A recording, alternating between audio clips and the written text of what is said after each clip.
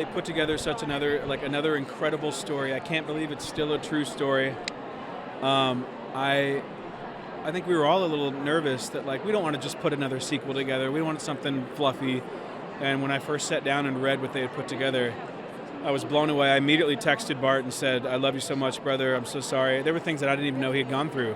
Bart and I have been close friends now for the past almost 10 years. And there was just more story revealed that we didn't know, and I can't wait for everyone to see it.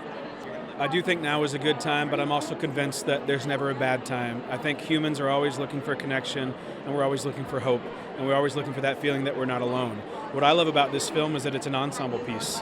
I get to play Bart, and that is wonderful, I can tell you that, but we cover so much ground, from cancer to type 1 diabetes to loss in the family to gaining members of the family, struggling with faith, struggling with relationships, and I think there's a character that everyone can connect with, and I think people will leave here finding someone to be like, I feel that, I sense that. I wouldn't say my connection is special, but I grew up in the Bible Belt in the Ozarks as a preacher's kid, and It Is Well With My Soul, probably like everybody else, it's my favorite hymn.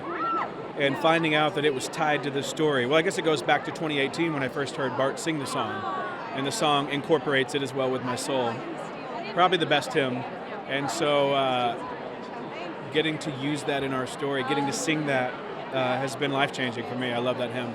I want to encourage and remind you that this is about human connection, you know what I mean? And I think some of the screenings that we're having where people stay after and just praise, sing, pray, worship, whatever you want to do, and I think it's bringing people back together. I think we all need to remember that we were split up because of the pandemic, and I think we need to get back together, without phones, without, technology, and so I hope that it's bringing people back together.